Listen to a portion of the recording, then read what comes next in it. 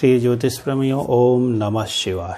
आइए आज से लेकर के दिसंबर माह के अंत तक के लिए मकर राशि का राशिफल क्या होगा, साथ में कुंभ राशि का भी राशिफल क्या होगा, इसके बारे में हम चर्चा करेंगे। और हमारा जो चर्चा करने का बिंदु होगा वो होगा धन, पद, सम्मान, विवाह, संतान, प्रतियोगिता और शारीरिक स्वास्थ्य। ये सब कैसा रहने वाला है, मुख्य विषय होगा। कोर्ट केस कचहरी आदि के संबंध में भी विचार करेंगे।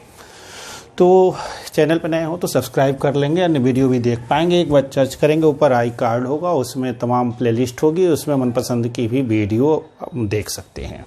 मकर राशि यहाँ पर 10 नंबर में यदि आपकी जन्म कुंडली में चंद्रमा स्थित है तो आपकी मकर राशि हुई।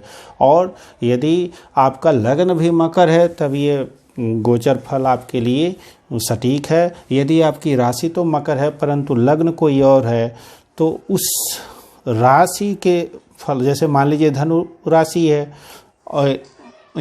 और ये मकर राशि है, धनु लग्न है, तो धनु राशि वाला जो फलादेश होगा उसको और इस मकर राशि वाले फलादेश को मिलाकर के बैलेंस बनाएंगे, औसत ले लेंगे। मकर राशि में यहाँ पर हमारे शनि और गुरु बने हैं। गुरु का नीच भंग यहाँ पे बना हुआ है। गुरु 4 अंश पे हैं, शनि 5 अंश पे हैं।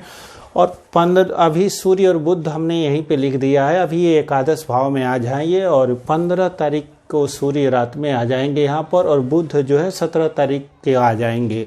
सूर्य और बुध आज की स्थिति में यहाँ पे रखिए 13 से लेकर के 17 तक, 4 दिनों तक तो अभी ये अच्छे गोचर में हैं, परंतु बुध अस्त हैं, यहाँ भी अस्त ही रहने वाले हैं और पूरे माह लगभग बुध अस्त रहने वाले हैं। मंगल का भी गोचर यहाँ पे तीसरे भाव में है और 24-25 के आसपास मंगल भी यहाँ से यहाँ पर आ जाएंगे। और चंद्रमा तो हम जानते हैं कि हर 2.5 दिन में अपनी राशि को बदल देते हैं। तो इसके अनुसार हम देख रहे हैं कि जो शुभ गोचर, मंगल का शुभ गोचर और यहाँ पे सूर्य, बुध और ये 5 ग्रह आज तो यहाँ पे स्थित हैं, जो आज वीडियो अपलोड हो रही है 13 तारीख को।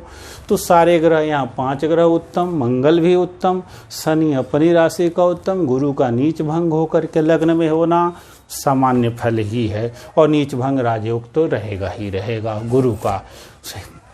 तो इस स्थिति में इस माह अभी से दिसंबर से लेकर के आप अच्छी स्थिति में थे और शुक्र भी यहाँ से हमें आ गए, तो 4-5 दिन ये भी हो गया, अच्छी स्थिति में आ गए।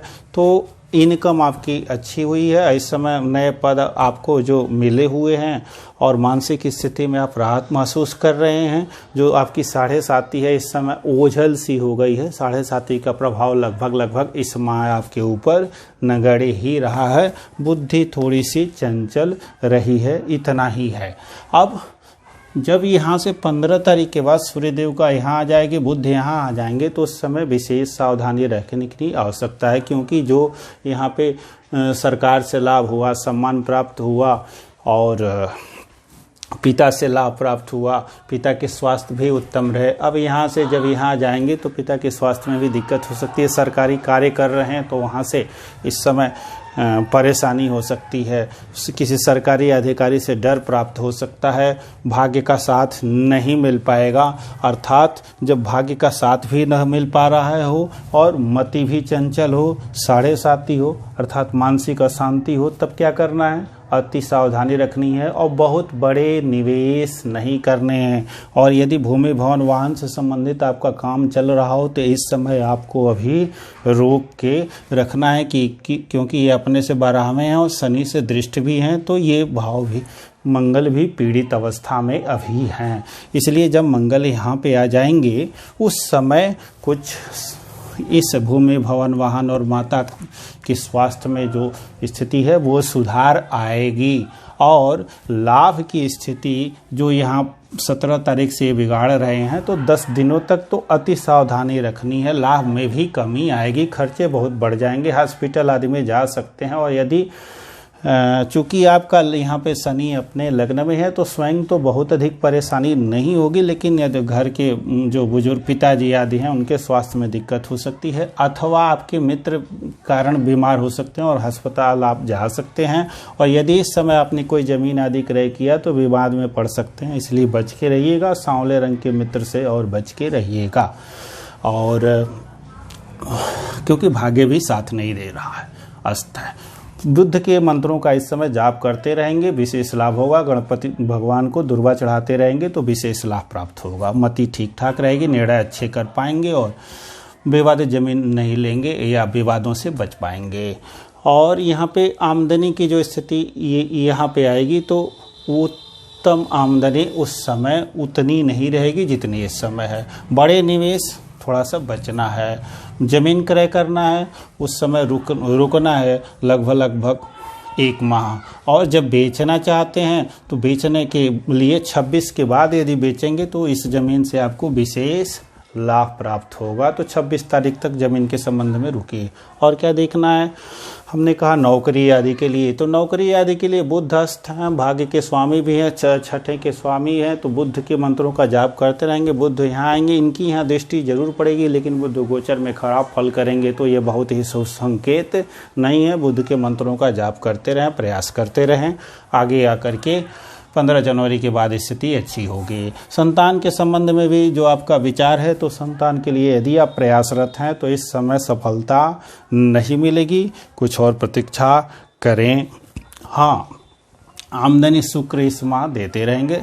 और स्थिति प्रतियोगिता के संबंध में यदि आप प्रयासरत हैं तो काफ़ी संघर्ष के बाद सफलता मिलने के योग हैं। और क्या हमने कहा था, प्रतियोगिता, हेल्थ, शारीरिक स्वास्थ्य कैसा रहेगा, तो 7.5 ही है। मानसिक चिंता और बुद्धि की अस्थिरता विशेष रहेगी। शिव जी की आराधना करते रहनी, हनुमान चालीसा का पाठ अभी भी करते रहना है, जो 2.5 साल से आप कर ही रहे होंगे। बहुतों ने बताया होगा, नहीं बताया होगा तो निश्चित तौर पे आप परेशान तो अवश्य होंगे। तो शिव जी की शरण में रहेंगे तो मन मजबूत हो जाएगा और हम अच्छी प्रकार से शनि की 7.5 को झेल जाने में समर्थ हो जाएंगे। और हनुमान जी की आराधना करेंगे तो शनि देव का प्रकोप जो है वो हमारे ऊपर कम होगा। वैसे भी मकर राशि को 7.5 इस 2.5 सालों में विशेष परेशानी की, अब विशेष परेशान नहीं करेगी, क्योंकि वो चंद्र लग्नेश भी बनते हैं। और उसके बाद हेल्थ, तो ये हेल्थ की यही स्थिति है। तो आने वाले 26 जो बनता है दिसंबर के बाद स्थिति अच्छी होगी। माह का अंत आपका कुछ ठीक बीतेगा। भूमि भवन वाहन के संबंध में सावधान रहना है, भाग्य के संबंध में, पिता के स्वास्थ्य के संबंध में और बड़े निवेश के संबंध में भी आपको अति सावधानी बरतनी है। तब तक के लिए बहुत बहुत धन्यवाद। वीडियो एक बार लाइक कर दें, प्रोत्साहन प्राप्त होता है। और यदि कहीं कोई समस्या हो तो कमेंट बॉक्स में लिख सकते हैं। और ये हमारा नंबर है, कुंडली दिखाने के लिए संपर्क कर सकते हैं। ये जो भी फलादेश होता है ना 25-30% है। शेष के लिए तो जीवन कैसा रहेगा या संतान कब होगी, विवाह कब होगा, ऐसे प्रश्नों के लिए जन्म कुंडली और दशा महत्वपूर्ण होती है। उसके लिए कंप्लीट विवेचन चाहिए। और फीस हमने बहुत थोड़ा सा ही रखा है, तो फीस दे करके दिखाना चाहते हो तो ये व्हाट्सएप नंबर है, संपर्क करेंगे। ओम नमः शिवाय।